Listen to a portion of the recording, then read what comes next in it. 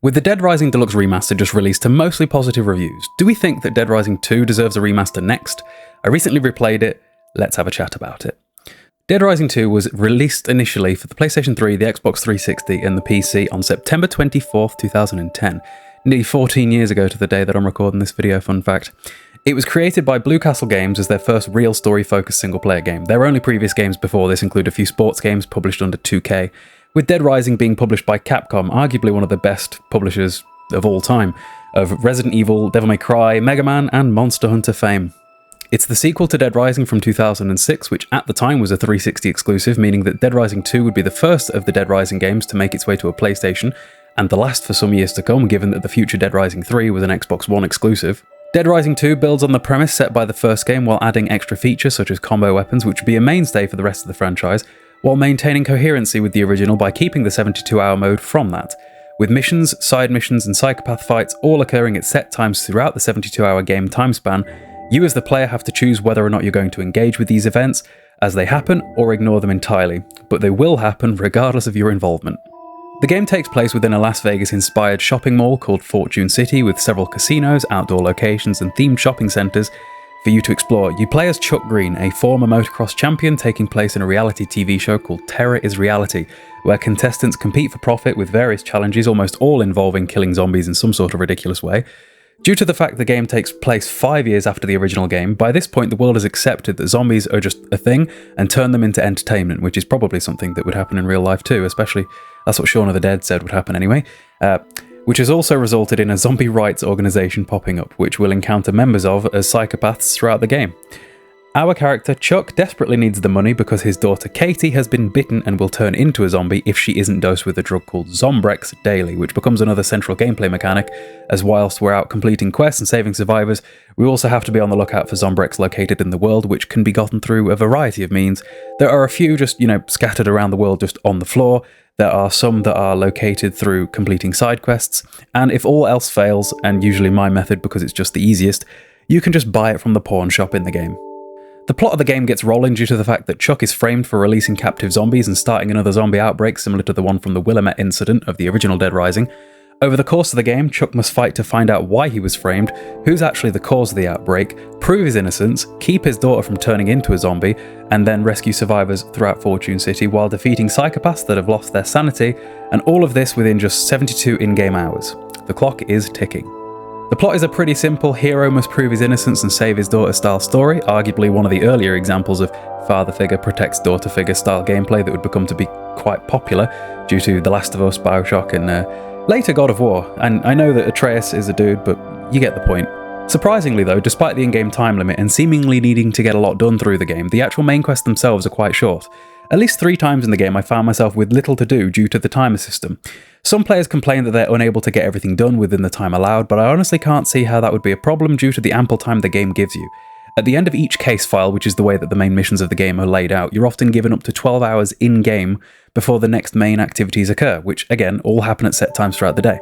Which, for me anyway, was more than enough time to get every single side quest in the game done as they appear. Each in-game hour is equivalent to about 5 minutes in real life, meaning that you get plenty of time to get everything done. Side quests almost appear not optional, despite the fact they are called side quests, because if you don't do the side quests, you quite simply are just not going to have very much to do through this game. The central gameplay loop is centered around having to save survivors, whether it be a main quest, side quest, or psychopath quest. You're usually escorting a survivor from somewhere within the city back to the safe room, which does sound annoying, but due to the fact the game is not overly large, you're very rarely escorting anyone for too long. Despite the nature of the name Fortune City, you can pretty much get from one end of the map to the other within about 10 minutes on foot. The game world is balanced quite well with a timer system to ensure that everything is possible. Outside of saving survivors, the thing you'll next find yourself doing the most is killing zombies, usually with combo weapons that you create in the various maintenance rooms scattered throughout the game. In Dead Rising, literally everything can be used as a weapon, and in Dead Rising 2, almost everything can be combined with something else to create a combo weapon. Boxing gloves and a Bowie knife? Well, now you're Wolverine. A bat and some nails? That one speaks for itself. Fire extinguisher and a water gun? Now you've got an ice cannon. In total, there are 50 different combo weapons to create and find. The game will keep you from overusing just your favourite ones though, However, due to the durability system, every single weapon in the game will break from use and can't be used for all that long. The only way to increase said durability is through specific skill books also thrown throughout the game world, with the trade-off to those being that they take up an inventory space, which could be used either for more weapons or food, which is the game's primary way of healing. Generally, as is the rule with Dead Rising games, you start very weak and very slow and without much health, but over the course of the game, these are all stats that you increase via leveling up. You'll start at level 1 and you can finish at level 50, and as you go, you'll increase your run speed, you'll increase how much damage you take and how much health you have, and how many items you can hold. You have two methods of leveling up. The first and primary method is rescuing survivors. Each time you get a survivor to join you, you'll get a few thousand PP, or prestige points, which is the game's experience system, which every time you get a survivor back to the safe room alive, you'll then get a bigger chunk of PP. The second way to get lots of PP is by using the combo weapons to defeat zombies. Each weapon gives you a specific amount of PP per zombie killed, which can be doubled if the matching combo card for the combo weapon is owned. Combo cards are the game's way of telling the player which weapons can be comboed together, but assuming you do know the combination, or just happen to guess a combination, you can still create any combo weapon at any point with its materials, even without having the adjacent combo card. Combo cards are found through examining the environment, or through leveling up, or through beating bosses. For example, there's a movie poster in the game at one point that shows a lightsaber, and if you examine it, Chuck gets the combo card for the laser sword, which can then be created via combining some gems and a flashlight. I've mentioned psychopaths a few times now. These are the game's bosses.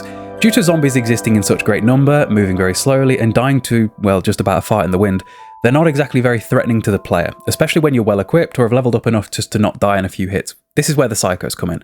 These are human enemies that generally outperform Chuck in every way. They're faster, stronger, and lots more threatening. You'll encounter them through side quests or a few of them through the main storyline, and there are a few weaker versions of the psychopaths running around as just normal enemies, but they also go down to a couple of hits. And generally every single time you take out a psychopath, you are given a big chunk of experience as well. Visually, the game takes an almost cel-shaded, cartoony approach to its art style. Realism is not what the game was going for, and I think that's helped the game age much better. Often when games aim for realism, they can become a product of their time much faster. A game going for realism in 2010 just can't hold a candle to a game going for realism in 2024.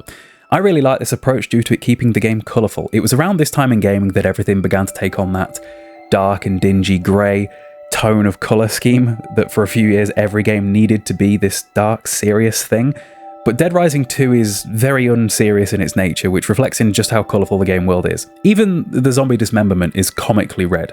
You're not going to find excruciatingly detailed corpses and dismemberment here, but you will, however, find that when dismembered, they do fall apart at least accurately to where the weapon hits them. I find the design of the game world to create an almost cozy atmosphere, which is, to be fair, the same as Dead Rising 1. Due to the world not being very large and the amount of retreading the same areas you're going to do over and over again while escorting survivors, over the course of the 3 days you'll find yourself quickly memorising the layout, knowing exactly where you are and where you're going and where to go next without needing to check on the map or rely on a waypoint, which is another, symptom of modern gaming. And when you combine this game design with the game's soundtrack, which is generally used quite sparingly, often any music heard is something Chuck himself in-game would hear, such as music being played from individual storefronts as you walk past them or into them, or almost elevator-style music themes that would play when you transition one area to another. It adds to that overall cozy and peaceful vibe the game somehow manages to create, despite being a zombie apocalypse and a man trying to stop his daughter turning into the undead. The only real time that music kicks in is during boss fights with the psychopaths. Each one tends to have their own theme that plays during the fight and not outside of it, which again leads to the drama of the fight itself being intensified, despite how ridiculous some of these fights can end up being. For example, at one point, you fully fight this dude in a skin-tight leather outfit. He's massively, morbidly obese, and he comes at you with a giant pink chainsaw. This game was the last in the franchise to feel like a traditional Dead Rising game, as after this we had Dead Rising 3, which released to sort of critical murmurs. People were not entirely too bothered either way. Some people like it, some people really don't like it, but generally there are not too many people just singing its absolute praises. And Dead Rising 4, which was completely panned and hated by nearly everybody, to the point that it led to the outright cancellation of Dead Rising 5, the franchise was entirely dead in the water until like 2024, when the Dead Rising Deluxe Remaster was announced. The game was, however, semi-remastered and ported upwards to the PlayStation 4 and Xbox One 6 years after its release in 2016, with better resolutions and increased frame rates. However, this version of the game is plagued with an issue where once the game has been open for a while, it will crash. It will crash. And due to the fact that everyone's playthrough is going to be the same length of time due to the timer system, It's pretty likely that everybody will encounter at least one crash if they take decently sized gaming sessions. Of my current playthrough, the game crashed precisely twice, which isn't too bad, but the larger issue is that due to the saving system of the Dead Rising games, a crash can often mean a lot of lost progress. In Dead Rising, there are no autosaves. You have to manually save your game at set locations throughout the game world, such as at bathrooms located through the mall. Or if the game feels like being nice to you, sometimes it'll let you save in between big story events. So be sure to save as often as you can, because if the game crashes, you're being sent back to that last save, no matter how long ago that was. I do hope that Dead Rising 2 is the next to get the remaster treatment, assuming that Dead Rising 1 Deluxe Remaster performs to Capcom's expectations, if only to introduce the quality of life improvements that remake got, and fix the crashing. I personally don't need the visuals to improve much, because trying to make them more realistic using the RE engine seen in Dead Rising 1 Remaster and the Resident Evil remakes would arguably change the tone and feel of Dead Rising 2 too much. It's meant to be cartoonish and light, which realism often doesn't suit. But interesting, an advanced time feature that's currently in the Deluxe Remaster, for the first time would massively be a huge improvement. I found myself with little to do but wait through the game pretty often due to the fact that story missions and side quests were done, but the next main mission just wasn't occurring for several in-game hours. On the flip side though, one could argue that this is a good thing to some people. One of the biggest complaints that I've seen for Dead Rising is that the timer system stresses people out and they wish that it wasn't in the game so that they can go at their own pace. But in reality, in my experience, I've always had too much time to do stuff rather than not enough. But assuming somebody did struggle with this, having that extra time could give them that time they need to explore and do the things that they want to do outside of questing before the next mission pops up. But in my opinion, to remove the timer aspect completely would be to remove what makes Dead Rising so unique. Whilst you can do everything in one playthrough, you do still have to manage your time effectively. That is just one of the mechanics of the game. The game represents the time frames for various different missions with a progress bar that shrinks as time runs out, and as long as you just keep heading to the quest with the least amount of time remaining left first and work your way through them in that way, you'll be fine. But sometimes you may have to do multiple quests in one run rather than escorting them back one by one, and with that, it's just part of the challenge of the game. And even if you weren't able to do everything in one playthrough, the game is designed with repeat playthroughs in mind. Capcom knew that some people wouldn't be able to do everything in one playthrough, and that is expected, and as such, you can restart the game with your current character, your current levels, current stats, and current progression at any given point. Think of it like New Game Plus, but without having to actually finish the game first. That way, the player can almost create their own difficulty slider too. There is no difficulty slider in Dead Rising 2. Everybody's playing the game in the same way. You start pretty weak, and therefore it can be difficult in the early areas, especially those early boss fights. But should you wish to, you can go level up a bit, restart the game, rinse and repeat, and then be much stronger for that same content. To me, Dead Rising 2 is quite a nostalgia game, and as a person I tend to attach what I was doing at the time with the game to what I was doing in real life. I remember distinctly playing Dead Rising 2 at 12 years old, with my pillows and duvet on the floor in my tiny little room, late at night, just running up and down the service tunnels in the game, just mowing down zombies. It was a good time, and one I'll remember each time I return to Dead Rising. And almost just for that alone, I hope that this franchise survives.